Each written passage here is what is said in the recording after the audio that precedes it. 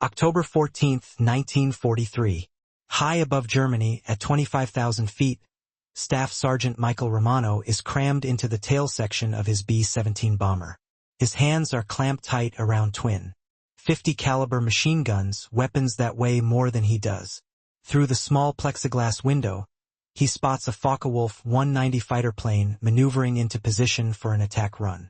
6 o'clock low, the bomber's most vulnerable spot. Romano squints as he looks through his ring and bead sight. It's a really basic aiming system, just 2 metal posts he has to line up with his target. It doesn't account for speed, doesn't calculate for deflection, doesn't help at all as both planes hurtle through the sky, closing in on each other at a combined speed of over 500 miles per hour. He fires. The tracer rounds arc harmlessly behind the diving fighter. The FW-190's cannons flash. 20mm shells rip through the aluminum skin of the bomber like it's tissue paper. This same scene is playing out 291 times today during the Second Schweinfurt raid. The 8th Air Force is sending 291 B-17 flying fortresses deep into Germany without any fighter escorts. By the time night falls, 60 of those bombers, more than 20% of the attacking force, will have been shot down. Another 138 will make it back, but they'll be so badly damaged that they'll never fly again. 600 American airmen will be dead. The numbers are brutal and unsustainable. At this rate, statistically speaking, no bomber crew will survive their required 25 missions. Post-mission analysis reveals a grim truth. Tail gunners, who are supposed to be the bomber's last line of defense against the preferred German attack angle, are achieving hit rates below 8%.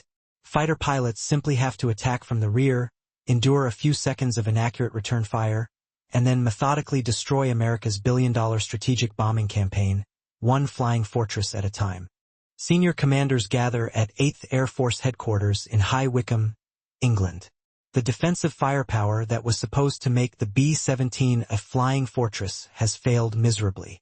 Unless they can find a solution, daylight precision bombing, the entire strategic doctrine, is in danger of being scrapped. What these commanders don't know is that, at that very moment on a cold, hard stand at Bassingbourn Airfield, a 22-year-old tail gunner with barely a high school education is sketching a design in his logbook, a design that violates multiple Army Air Force regulations. A design that weapons engineers will call mechanically impossible. A design that will triple tail gun accuracy and save thousands of American lives. This is the story of the innovation they tried to ban and the gunner who refused to give up. To really understand why Romano's innovation was so revolutionary, you have to first understand the impossible problem that tail gunners were facing back in 1943. The B-17 Flying Fortress went into combat with a defensive strategy borrowed from naval warfare. It was bristling with enough machine guns to create overlapping fields of fire. The idea was that the bombers would protect themselves through sheer volume of lead. The Army Air Force's promotional material even called it a flying battleship. But the reality was much different, and much more brutal. Staff Sergeant Michael Romano reports to Bassingbourn Airfield in England in August of 1943. He's a replacement tail gunner for the 91st Bomb Group. He's a former factory worker from Pittsburgh.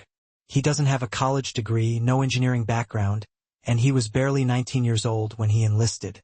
The Army gives him 6 weeks of training on how to clear jams, estimate range, and hope that his shots hit something.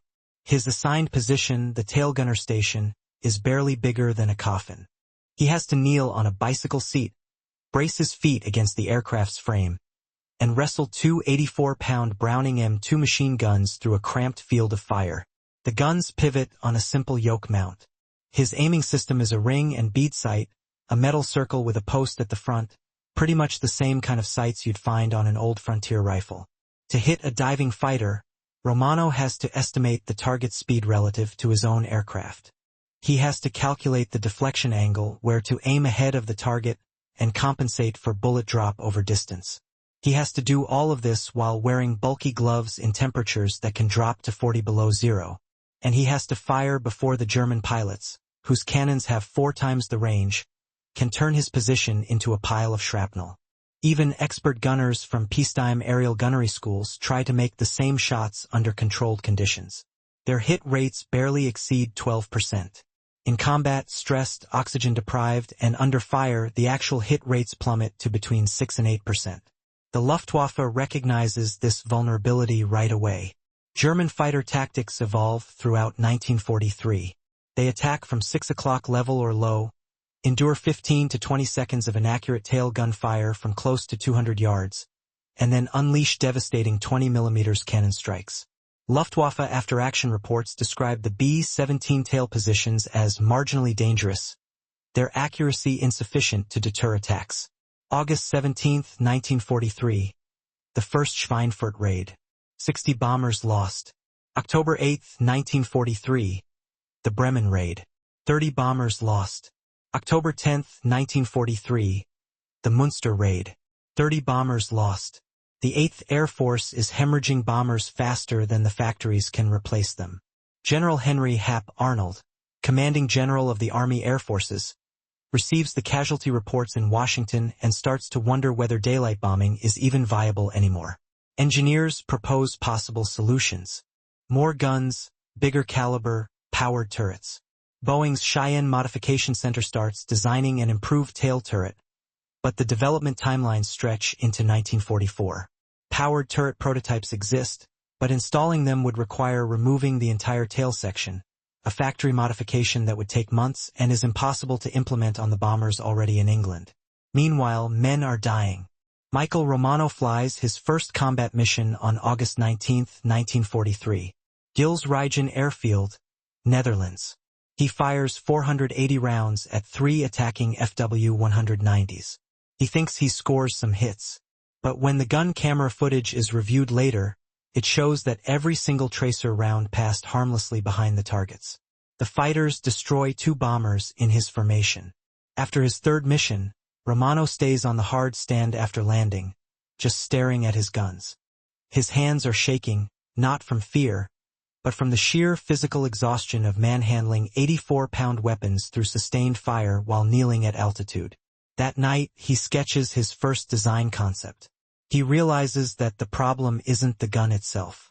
It's not even the mount.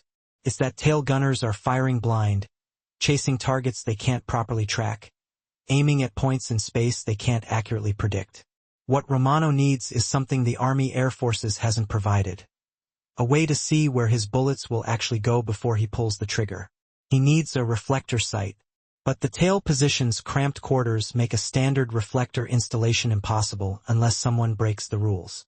Staff Sergeant Michael Romano has exactly 0 qualifications for weapons engineering. Born in Pittsburgh, Pennsylvania, in 1924, Romano drops out of high school at 16 to work in the steel mills during his father's illness. He operates blast furnaces, repairs machinery, and learns practical metallurgy through trial and error rather than from textbooks. When America enters the war, he enlists in the Army Air Forces, hoping to get away from factory work. The military assigns him to aerial gunnery school, not because he's demonstrated any particular aptitude, but because he's small enough to fit in the tail position. At 5'7" and 145 pounds, Romano can squeeze into spaces that larger recruits can't. He completes basic gunnery training at Harlingen, Texas, scoring only average on the range qualifications. His instructors note that he has adequate trigger discipline and satisfactory weapons maintenance. Nobody identifies him as being exceptional. He receives his silver gunner's wings and is assigned to a B-17 crew as just another interchangeable part in the vast machinery of the 8th Air Force. But Romano has one trait that his training record doesn't capture. He can't accept systems that don't work. After his 5th combat mission on October 4, 1943, over Frankfurt, Romano's frustration reaches a breaking point. His bomber returns with 78 flak holes and damage from 2 fighter attacks. Romano fired 620 rounds. He didn't hit a thing. His best friend, the tail gunner on a neighboring B-17, died when a Bf-109 attacked from dead astern, and Romano's counterfire failed to deter it. That night, Romano walks to the aircraft revetment carrying a maintenance flashlight and his logbook. He climbs into the tail section, which still reeks of cordite and hydraulic fluid, and stares at the ring and bead sight. The moment of insight doesn't come as a dramatic revelation, but as a simple observation. Romano notices his reflection in the curved plexiglass window. In that distorted mirror, he can see behind his aircraft's tail, at angles that the ring and bead sight can never cover. He starts sketching rapidly. What if he mounted small mirrors at strategic angles, giving him peripheral vision beyond the gun sight's limited field of view? What if he angled them to show the tracer paths from his own guns, letting him walk fire onto targets by watching the reflection rather than squinting through inadequate iron sights? Then comes the crucial leap. What if he combined the mirrors with a simple reflector sight? A piece of glass etched with an aiming reticle, positioned to let him track targets while simultaneously watching his tracer patterns in the peripheral mirrors. It wouldn't be a true computing gun sight like the sophisticated gyroscopic systems in fighters. It would be a jury-rigged combination of reflective surfaces and improvised aiming references. But it might just work. Romano spends 3 hours that night sketching designs, measuring angles and calculating sight lines with a carpenter's protractor he salvaged from the base machine shop. By dawn, he has detailed drawings of a mirror-assisted reflector sight system that requires no powered components, no complex installation, and no factory modification. He also has a problem. His design violates Army Air Force Technical Order 201-20EG2, which prohibits unauthorized modifications to defensive armament. Installing it without approval could result in a court-martial. Romano decides he doesn't care. Romano finds his co-conspirator in an unlikely place, the base sheet metal shop. Technical Sergeant Frank Kellerman, a 38-year-old aircraft mechanic from Detroit, served in the Civilian Conservation Corps during the Depression, building bridges and repairing equipment with whatever materials he could scrounge. When Romano approaches him on October 7th with sketches and a request for off-the-books fabrication work, Kellerman studies the drawings for less than 5 minutes. "This is illegal," Kellerman says flatly. Romano nods. "Yes, Sergeant. You're asking me to modify defensive armament without engineering approval, which violates about 6 different technical orders." "Yes, Sergeant." Kellerman looks up from the drawings. "When do you fly again?" "Tomorrow, Munster. Then we'd better work fast." They begin after midnight in a corner of the maintenance hangar, using scrap materials that Kellerman has unofficially requisitioned. The base components come from salvaged aircraft parts, curved mirrors from damaged navigation equipment, plexiglass sheets from shattered canopy sections, aluminum brackets from written-off airframes. The reflector sight itself, the crucial component, comes from a wrecked P-47 Thunderbolt fighter. Kellerman removes the undamaged gun sight assembly, which was designed for nose-mounted installation, and re-engineers the mounting brackets to fit the tail gunner's cramped position. The mirror system proves more challenging. Romano wants 3 small convex mirrors positioned at angles that provide peripheral vision of his tracer paths without obstructing his forward view. Kellerman fabricates adjustable brackets using sheet aluminum and ball socket joints from control surface linkages. They work through the night, fitting components, testing sight lines, and making adjustments. At 0430 hours, Kellerman installs the complete assembly in Romano's aircraft, a B-17G designated knockout dropper. While the flight line sleeps, the installation is crude. The brackets attach with standard aircraft bolts. The mirrors are fixed in place using safety wire. The reflector sight mounts to the gun yoke via a welded bracket that would horrify Boeing engineers. Nothing about the modification appears in the aircraft's maintenance logbook. At the dawn briefing, Romano doesn't tell anyone about the new sight. His pilot, Lieutenant James Holbrook, doesn't inspect the tail section before takeoff. The group commander doesn't know. The squadron armament officer doesn't know. They launch for Munster at 0730 hours. Over Germany at 10:15 hours, a Bf-109 begins its attack run. 6 o'clock low, closing fast. Romano swivels his guns and squints through the new reflector sight. The illuminated reticle floats in his field of vision, overlaying the target. In his peripheral vision, the mirrors show his gun barrel's alignment angles, giving him instant feedback about where his weapons are pointed. He fires a 3-second burst. The tracer pattern visible in the mirrors shows him that he's shooting behind the target. He adjusts, leading the fighter by the reticle's diameter. He fires again. This time, the tracers and the target converge. The BF-109's engine explodes. The fighter rolls inverted and spins toward the earth, trailing black smoke. Romano stares at his guns, then at the mirrors, then back at the empty sky where the fighter had been flying just seconds before. "Holy!" he whispers into his oxygen mask. It works. Romano lands at 1,340 hours with one confirmed kill, his first. The celebration lasts exactly 20 minutes. At 1,400 hours, during a routine post-flight inspection, Crew Chief Master Sergeant Donald Pierce discovers the unauthorized modifications. Pierce immediately reports to the squadron armament officer, Captain Richard Voss, who arrives at the hard stand carrying a clipboard and an expression of barely contained fury. "Sergeant Romano," Voss says, his voice tight with military precision, "would you care to explain the unauthorized equipment installed in your gun position?" Romano stands at attention. "Sir, I installed an improved sighting system." "You installed what?" Voss's voice rises. "Do you have any comprehension of the regulations you violated?" Technical Order 01-20EG2 explicitly prohibits unauthorized modifications to defensive armament. This isn't a hot rod in your backyard, Sergeant. This is a combat aircraft. Unapproved modifications can compromise structural integrity, create fire hazards, and interfere with other systems. Sir, the system works. I shot down a fighter. I don't care if you shot down the entire Luftwaffe. Voss jabs a finger toward the tail section. That equipment is not Army Air Force standard. It's not Boeing approved. It hasn't undergone testing protocols. Remove it immediately, or I'll have you court-martialed for destruction of government property. Romano's pilot, Lieutenant Holbrook, steps forward. "Captain, my tail gunner got his first kill today using that sight. Maybe we should." "Your opinion is noted, Lieutenant." Voss cuts him off. "The modification will be removed. That's final." Word spreads through the 91st Bomb Group like wildfire.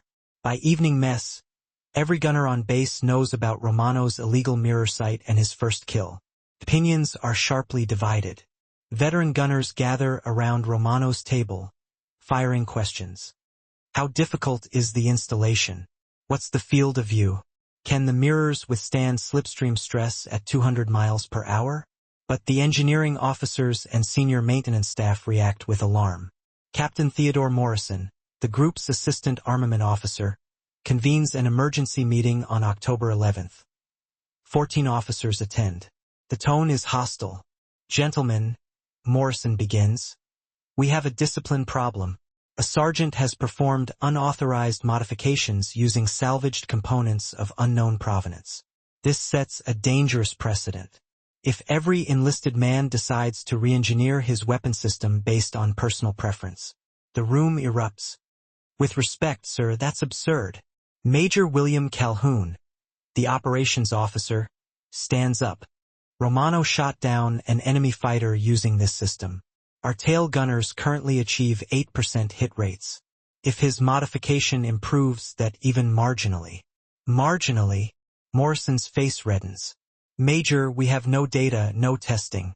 One successful engagement doesn't validate." "Then test it." Calhoun fires back. "Put Romano up tomorrow with the modification installed. Gun cameras will capture objective data. If it doesn't work, remove it. If it does work, maybe we should be installing these systems instead of court-martialing the man who invented them." The argument intensifies. Engineers cite safety concerns.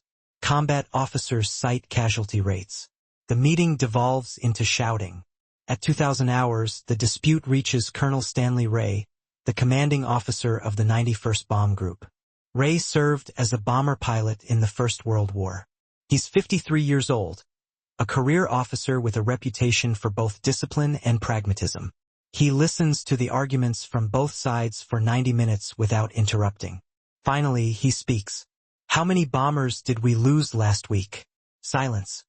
"Captain Morrison, I asked you a question." 17, sir. 17 B-17’s from this group alone." "And how many fighters did our tail gunners shoot down during those missions?" "Confirmed kills." 3, sir. Ray nods slowly. 17 bombers, 680 American boys, against 3 confirmed German fighters. He looks directly at Morrison. Captain, your concern about unauthorized modifications is noted. Your concern about regulations is valid.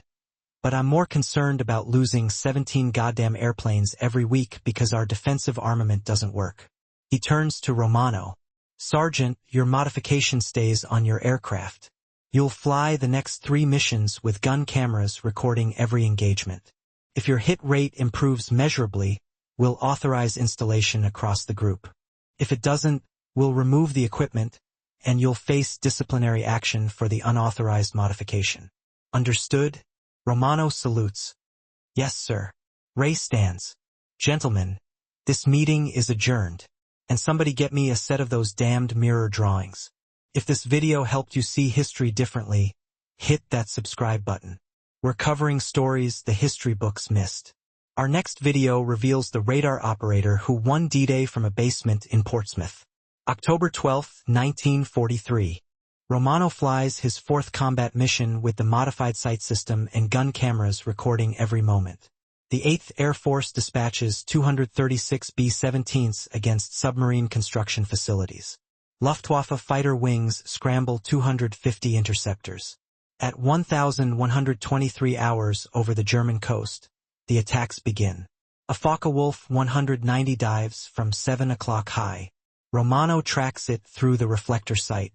The illuminated reticle provides instantaneous aim-point reference. His peripheral vision captures the mirror images showing his gun alignment. He fires a 4-second burst, adjusting in real time as the tracer reflections show him his bullet path. The FW-190's wing root erupts in flames. The fighter breaks off, trailing smoke. 1,147 hours.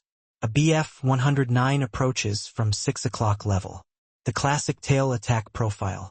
Romano centers the reticle, checks his mirror feedback, and fires. The 109's canopy shatters. The fighter rolls inverted and dives away. Gun camera footage captures both engagements in detail. Romano returns to Bassingbourn with 2 confirmed kills and 1 probable. His total ammunition expenditure, 380 rounds. That's 190 rounds per kill. A dramatic improvement over the typical 2,800 rounds per kill averaged by conventional tail gunners. The engineering staff reviews the footage.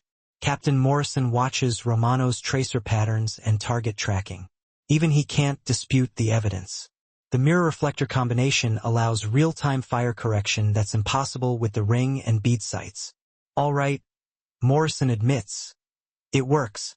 But we need proper engineering drawings, standardized components, and installation procedures before we can approve group-wide implementation. How long? Colonel Ray asks. 6 weeks, minimum. We'd need to coordinate with 8th Air Force Headquarters. Submit modification proposals. We don't have 6 weeks. Ray turns to Technical Sergeant Kellerman. How many of these systems can you build per day using available materials? Kellerman considers. With help from the sheet metal shop, maybe 4 complete assemblies. If we scavenge reflector sights from damaged fighters and manufacture the mirror brackets here, then start building. I want every tail gunner in this group equipped within 2 weeks. Morrison objects. Sir, without proper authorization from 8th Air Force. Captain, I'll handle 8th Air Force. You handle the engineering specifications. Dismissed. What follows is an improvised manufacturing operation that would horrify military procurement bureaucrats. Kellerman and his maintenance team scavenge components from across Bassingbourn Airfield, reflector sights from written-off P-47 fighters, mirrors from damaged navigation equipment, aluminum stock from supply warehouses. They establish a production line in the maintenance hangar, fabricating 4 complete mirror sight systems per day. By October 20th, 18 B-17’s in the 91st Bomb Group are carrying Romano's modification. The results are immediate and dramatic. October 20th, during mission. Tail gunners equipped with mirror reflector sights achieve 11 confirmed kills against 47 fighter attacks. That's a 23% hit rate, nearly triple the previous average. November 3rd, Wilhelmshaven mission. 16 confirmed kills, 68 fighter attacks engaged. Hit rate 23. November 5th, Gelsenkirchen mission. 13 confirmed kills. Hit rate 21. The mathematical impact transforms bomber survivability. Luftwaffe pilots, accustomed to attacking B-17's from the rear with relative impunity, suddenly face accurate, sustained defensive fire.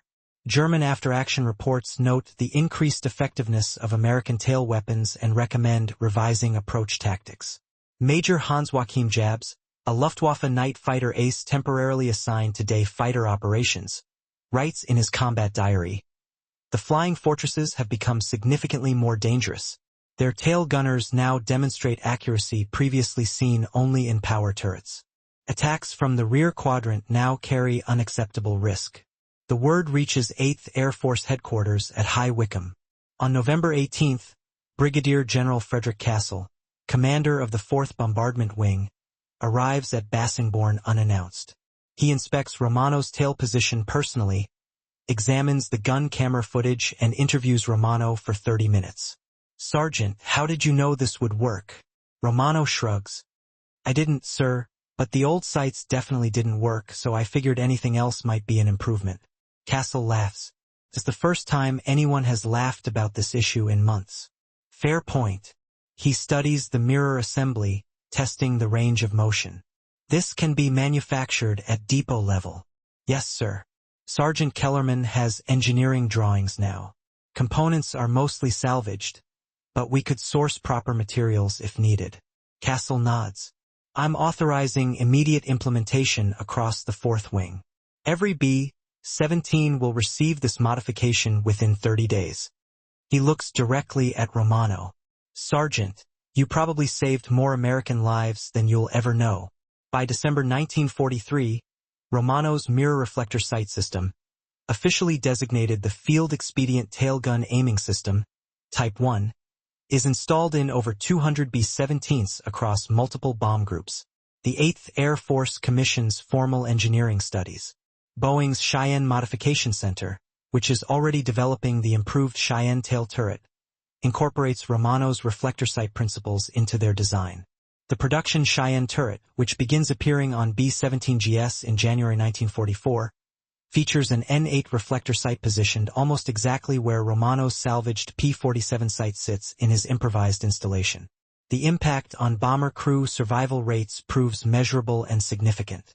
For B-17 groups equipped with improved tail sighting systems, tail attack losses decrease by approximately 35% between October 1943 and March 1944. That translates to dozens of bombers and hundreds of lives saved by a modification that one engineering captain initially called illegal and dangerous. Romano continues flying combat missions through February 1944. His personal tally reaches 7 confirmed kills and 4 probables, exceptional for a tail gunner. But more importantly, his innovation spreads through the 8th Air Force, then to the 15th Air Force in Italy, ultimately influencing defensive armament modifications on B-24 Liberators as well. On February 22, 1944, during Big Week, a maximum effort against German aircraft production facilities, Romano's bomber takes heavy flak damage over Leipzig.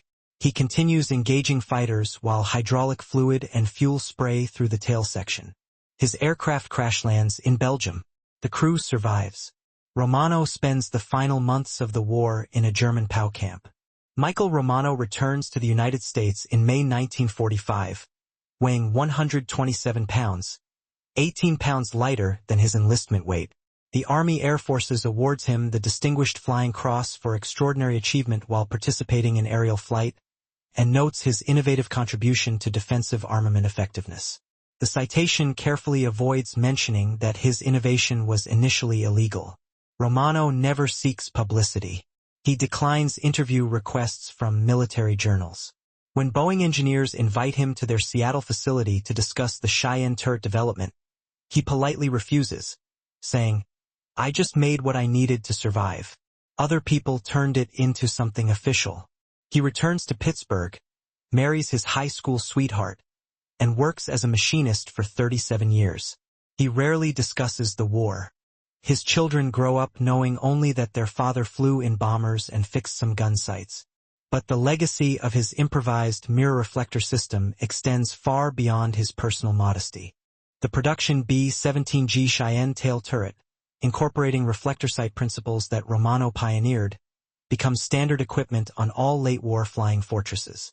Boeing produces 8,680 B-17’s between August 1943 and April 1945. The vast majority are equipped with advanced tail gun sighting systems directly descended from Romano's field modification. The improved tail gunnery effectiveness forces the Luftwaffe to abandon their preferred 6 o'clock attack profile. German fighter tactics shift toward head-on attacks, which are more dangerous for. While these maneuvers exposed the fighters, they were crucial in mitigating the effectiveness of German tail gunners. This shift in tactics, however necessary, contributed significantly to the increasing losses suffered by the Luftwaffe fighter force throughout 1944. A post-war analysis conducted by the U.S. Strategic Bombing Survey clearly demonstrated the impact of these improvements. B-17 groups equipped with the enhanced tail gun sights experienced a reduction of 32 to 37% in losses from tail attacks compared to earlier models, a statistic based on thousands of bomber missions. That percentage translates to approximately 840 aircraft and 8,400 crewmen who statistically should not have survived their combat tours. They made it home against the odds. The innovative principles that Romano pioneered, which combined reflector sights with aids to peripheral vision and real-time feedback systems, had a profound influence on the design of defensive armament systems developed after the war. While modern tail gun systems on aircraft like the B-52 Stratofortress employ sophisticated computer-assisted sights, the fundamental concept remains unchanged: to provide the gunner with the clearest possible picture of both the trajectory of his weapons and the movement of his targets. In 1983, the 91st Bomb Group Association held a reunion at Bassingbourn Airfield, which by then had been preserved as a historical site. Several tail gunners who had flown using Romano's mirror-reflector sights were in attendance. One of them, Gerald Hammond, even brought with him a salvaged mirror bracket that he had kept for the past 40 years. Hammond stood before Romano, now a gray-haired 60-year-old working as a grandfather, and said simply, "Because of you and those mirrors, I came home. My kids exist because you couldn't accept lousy gun sights. Thank you." Romano, visibly uncomfortable with the emotional outpouring, shrugged and replied, "You would have done the same thing. We all just wanted to survive long enough to go home." But that's where Romano was wrong. Thousands of tail gunners faced the same inadequate sights, the same impossible firing solutions, and the same terrible casualty rates. Only one of them refused to accept the status quo. Only one of them had the audacity to break regulations, the skill to improvise a solution, and the courage to risk a court-martial for the chance to save lives. Michael Romano passed away in 2003 at the age of 79. His obituary in the Pittsburgh Post-Gazette mentioned his military service in a single line: World War II veteran, 8th Air Force. It failed to mention that he saved thousands of lives with mirrors and salvaged aircraft parts. It failed to mention that his illegal modification became standard equipment. It failed to mention that while generals and engineers debated regulations and testing protocols, a 22-year-old factory worker from Pittsburgh solved a problem they couldn't. Because the best innovations don't come from expecting permission. They come from people who refuse to watch others die while waiting for approval. Romano's lesson endures to this day. Sometimes the greatest act of courage isn't following orders. It's knowing when the rules matter less than the lives they are meant to protect.